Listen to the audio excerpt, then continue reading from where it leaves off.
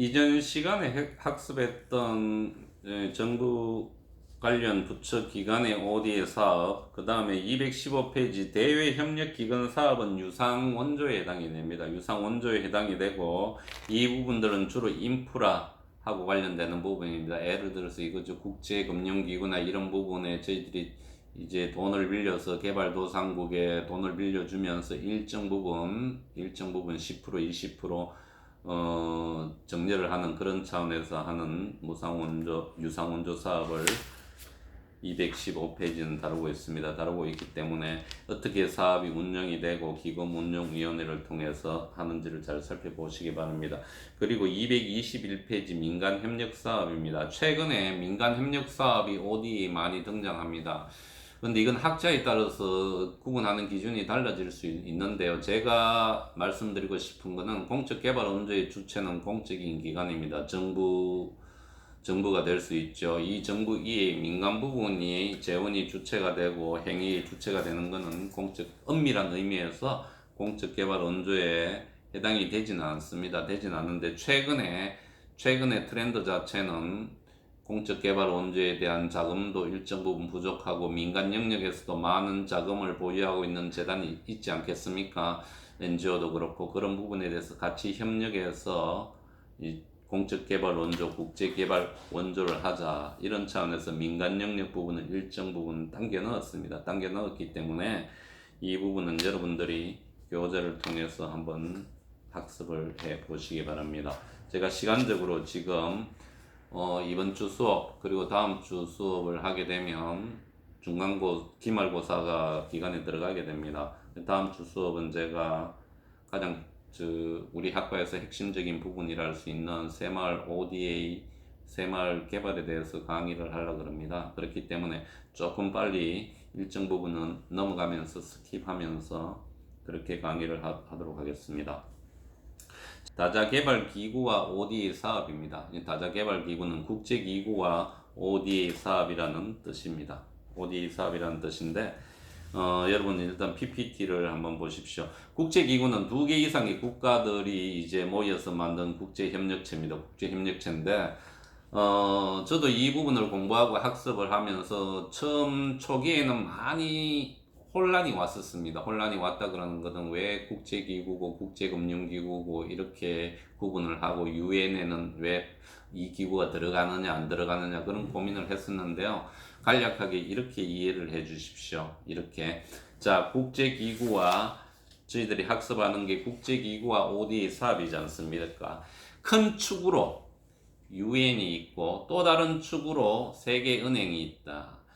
그 다음에 그 중심에는 공적개발 원조, 국제개발 협력을 하는 나라의 연합체인 OECD, DAC, 그러니까 OECD가 있다.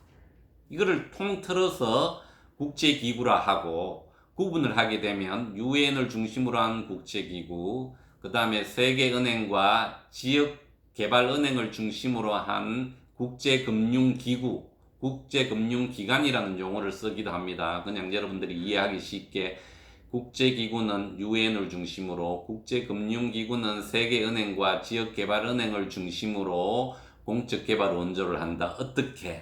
어떤 재원을 OECD에 가입된 개발원조위원회를 중심으로 한 나라에서 재원을 출자를 한다든지 지원을 하게 되면 이 자금을 받아서 국제기구와 국제금융기구에서 하는 ODA를 이제 다자원조라고 한다. 이렇게 이해해 주시면 됩니다. 이해되시겠어요? 이거는 제가 나누는 부분입니다. 왜 제가 이렇게 구분을 하는가 하면 저도 이 부분을 국제기구라는 부분을 학습하기 위해서 많은 교재를 보고 많은 논문을 읽었는데 학생 여러분들한테 전달하기에는 이 방법이 가장 좋은 것 같아요. 유엔을 중심으로 세계은행과 이제 지역 간 그 개발은행을 중심으로 이제 다자 원조를 추진하는 주체가 있다 그러면 재원 자체는 OECD, DAC를 하고 있다. 그러니까 OECD와 유엔과 국제금융기구를 학습하는 게 제 6장의 목표가 되겠습니다. 그러면 다시 내려와서 한번 보십시오.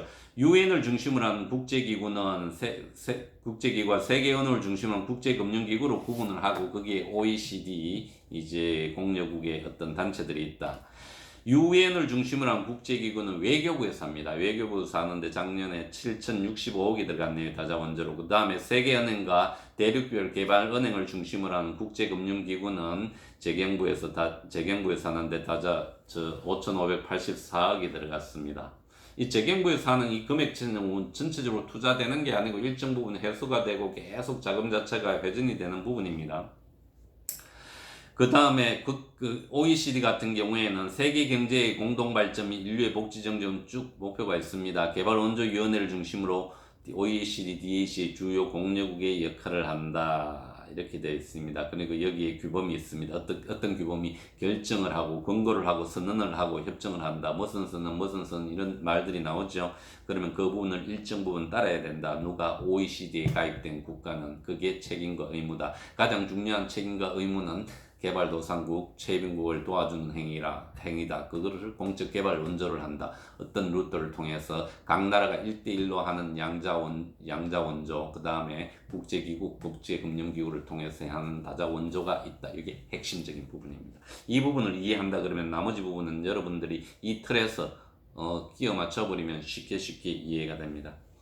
그리고 국제기구의 수익과 재정 운영은 출자금, 분담금, 자발적 기여금으로 이렇게 구분을 합니다. 이제 출자금 같은 경우에는 회사 같은 어떤 자본금이 형태인데 이거는 초기 자본금이 형태고 일정 부분 매년 출자금이 이제 출자되는 형태도 있고 초기에 세팅되는 형태도 있고 그렇습니다. 논리는 이렇습니다. 출자금을 많이 출자한 국가가 그 국제기구에 수장을 배출을 시킬 수 있는 확률이 높고 그리고 어떤 논리나 이론을 만들어는 이제 중심에 서 있습니다. 그렇기 때문에 이제 주로 이제 미국이나 선진 공여국을 중심으로 이제 각 국제기구들이 출자금이 많이 이제 분담이 되어 있습니다.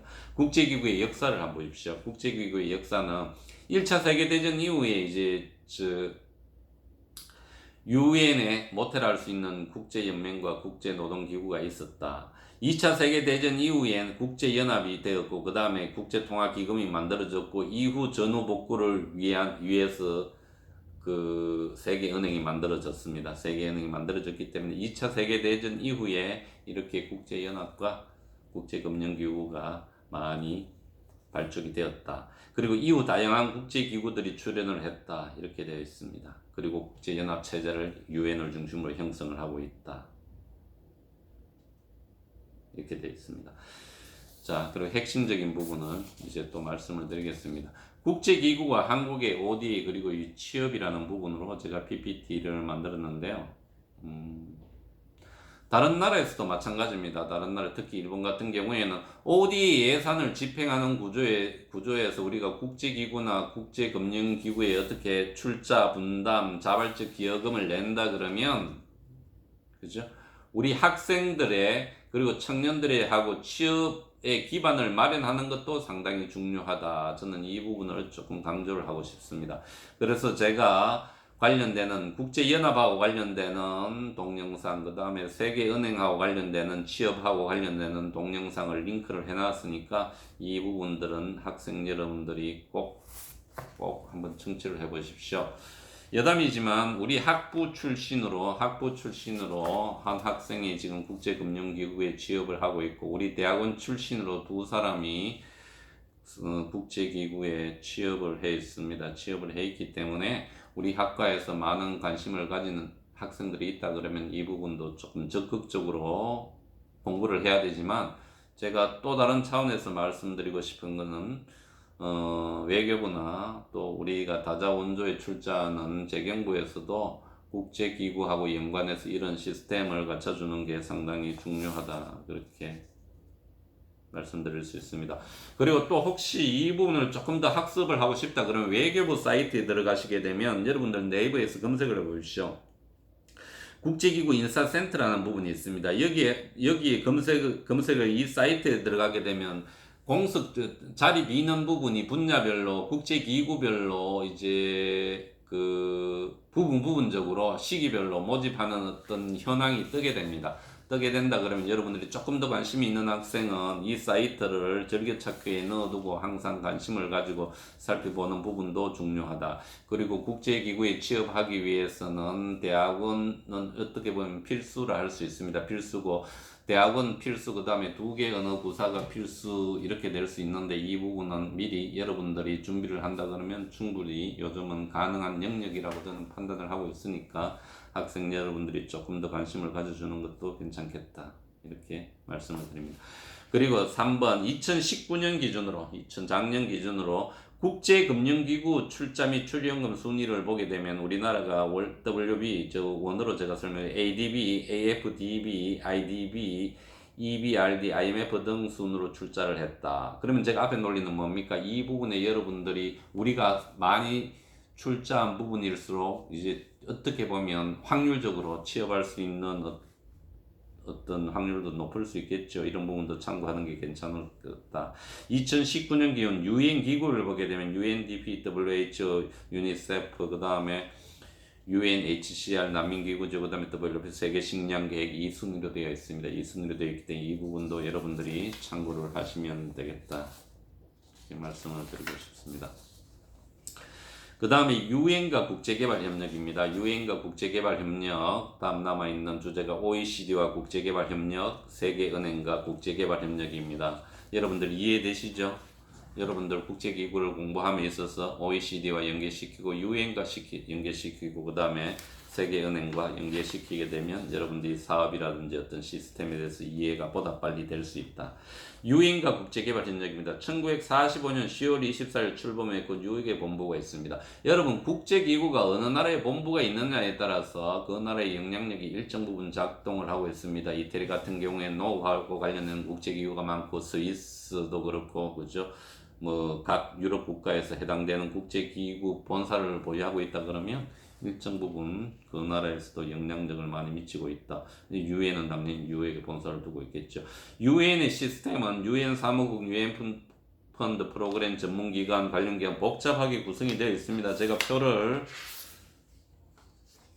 교재에 나와 있는 부분 246페이지네요. 246페이지 보시게 되면 여기 표를 한번 보십시오. 이렇게 국제연합을 중심으로 많은 기구, 사업, 기금, 독립기구, 기구, 전문기구, 그죠? 기타 기관 이렇게 구분이 되어 있습니다. 여기에서 가장 우리가 이제 공적개발 원조, 국제개발협력하고 가장 관련이 깊은 데는 UN 개발계획, UNDP, 그 다음에 유니세프, 그 다음에 세계식량계획 정도가 가장 관련이 많습니다. 네. 그렇기 때문에 제가 유엔 개발 계획은 어떠한 일을 하고 있고 가장 많은 재원을 지출하고 있다 이렇게 되어 있죠. 그리고 이 세 개 기관은 의무 분담금 없이 자발적 기여금으로 운영이 되고 있다. 그렇기 때문에 지금 코로나 사태와 같이 이런 힘든 시기에는 자발적 기여금이 줄어들 수 있기 때문에 장기적인 계획을 수립하는 데는 조금 불리할 수 있다. 이렇게 되어 있습니다. 어쨌든 간에 유엔 개발 계획이 우리가 하고 있는 유엔 기구 중 가장 많은 개발 재원을 지출하고 있다. 그 다음에 OECD와 국제개발협력입니다. OECD와 국제개발 교재에는 제가 2016년인가 그렇게 돼 있죠. 제가 조사를 해가 2019년 1월 기준으로 36개 국가에서 OECD 구성원으로 참여하고 있다. 표 6-3에 나와 있습니다. 그 다음에 기본적으로 OECD는 민주국가로서 시장경제 체제를 보유하고 인권을 존중하는 국가를 가입 조건으로 한다. 그 이외의 국가는 가입이 이제 해당이 안 된다. 역설적으로 이렇게 또 설명을 할 수 있겠죠. 일반적인 의무는 OECD 설립 목적을 지지하고 규범을 원칙적으로 수락을 하고 예산을 분담을 한다. 그렇기 때문에 우리나라는 OECD에 가입되어 있고 OECD, DAC 개발원조위원회 그 밑에 나오죠. 30개 회원국가에 가입되어 있기 때문에 공적 개발 원조를 하는 것은 우리의 책임이자 의무입니다. 혹자는 이렇게 많은 이야기를 할 수 있습니다. 왜? 우리나라에도 못 사는 사람이 많고 빈민계층이 많은데 우리나라 사람은 도와주지를 않고 그렇게 많은 재원들을 3조 5천억이나 되는 재원들을 공적개발 원조 자금으로 편성을 하느냐. 거기에 답변은 이렇게 나와 있습니다.